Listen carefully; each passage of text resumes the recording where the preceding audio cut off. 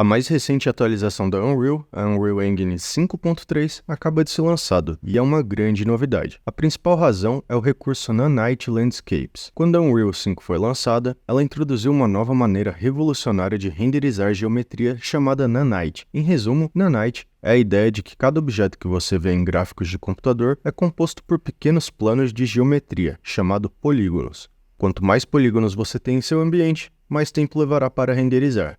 É por isso que os videogames têm um sistema chamado nível de detalhe, ou LOD, Level of Detail. Quanto mais longe um objeto está da câmera, menos polígonos ele usará para renderizar, o que torna os jogos mais rápidos. No entanto, estamos limitados pela quantidade de detalhes geométricas que podemos ter.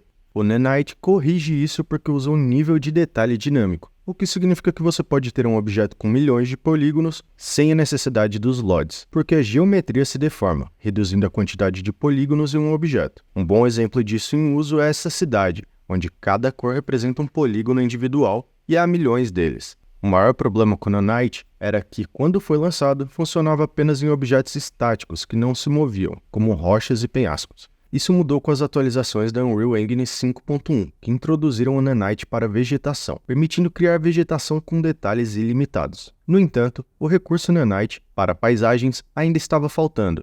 As paisagens Nanite nos permitiam criar mundos abertos grandes facilmente, esculpindo, adicionando mapas de altura e pintando materiais rapidamente. Isso significa que as paisagens estavam presas ao uso de geometria de baixa resolução, o que afetava o desempenho do jogo. A Unreal tinha dificuldades para renderizar objetos não Nanite. Em todos os demos técnicos da Epic Games para evitar esses problemas, eles não usavam paisagem. Este chão no deserto, na verdade, não é uma paisagem. Em vez disso, são vários objetos Nanites empilhados um sobre o outro para parecerem uma paisagem.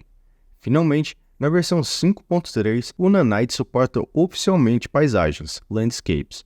Para ativá-lo, basta selecionar sua paisagem e, dentro do painel de detalhes, habilitar o Nanite e, em seguida, construir os dados. Agora que está habilitado, você pode ver a geometria se deformando dinamicamente, e é muito fácil. Essa aldeia foi criada usando a versão 5 da Unreal, e na época apenas as rochas e edifícios usavam Nanite. Agora, com a Unreal 5.3, o mundo inteiro usa o Nanite. Não há um único objeto que não está usando Nanite. Isso significa que podemos obter uma quantidade infinita de detalhes em nossos ambientes, e o desempenho é muito melhor. As paisagens da Nanite agora também podem usar a tesselação. A Unreal 4 já tinha a tesselação, que nos permitia criar deslocamentos a partir de uma textura de alta qualidade. Quando a Unreal 5 foi lançada, esse recurso foi removido, mas agora ele está de volta e usando o Nanite. Isso significa que podemos transformar objetos diretamente do editor de materiais. Um novo recurso de entrada chamado deslocamento foi adicionado, onde a textura de alta qualidade é usada para adicionar detalhes à malha. Isso pode transformar qualquer malha simples em um objeto com milhares de polígonos apenas com uma textura. Quando a paisagem não usa deslocamento, o mundo parece um pouco plano. Com o deslocamento, o solo tem profundidade e parece muito melhor. Outra grande melhoria é na área de nevoeiro e fumaça volumétrica. A Unreal já tinha um nevoeiro volumétrico que nos permitia ter um espalhamento realista da luz dentro do nevoeiro e na fumaça. Ativar o nevoeiro volumétrico é simples, basta clicar em Nevoeiro Volumétrico, Volumetric Fog, na configuração de nevoeiro, fog, de altura. Agora temos um nevoeiro dinâmico que interage com a iluminação. Podemos mover a luz do sol ao redor e veremos os raios divinos mudando de direção. Isso é fundamental para destacar qualquer ambiente. Comparamos uma animação antes e depois do nevoeiro volumétrico. O mundo parece mais realista e visualmente mais interessante com o nevoeiro. A única desvantagem da Unreal era a dificuldade de criar um nevoeiro detalhado. Era difícil usar o nevoeiro para formas complexas como explosões. As explosões e a fumaça tinham que ser simuladas como imagens bidimensionais, e essas imagens são superficiais, planas como texturas animadas. Agora na versão 5.3 temos texturas volumétricas que resolvem esse problema. Podemos importar simulações volumétricas complexas de programas como JangFX. Aqui temos uma explosão volumétrica importada do JangFX para Unreal. Se pausarmos a simulação, veremos que não é falsa, como acontecia antes. Essa simulação de fumaça é completamente tridimensional e muda dinamicamente com a iluminação, e ela pode até lançar sombras sobre si mesmas. As texturas volumétricas também podem representar nuvens e o controle sobre essas nuvens é muito flexível. A próxima grande novidade é a capacidade de criar personagens animáveis diretamente na Unreal.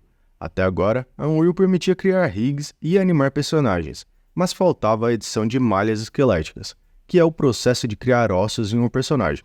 A Unreal 5.3 introduz um editor de malhas esqueléticas, o que significa que agora podemos criar ossos e pintar diretamente no editor. É possível criar um personagem inteiro apenas com a Unreal, incluindo modelagem, pintura, rigging e animação usando o Sequencer.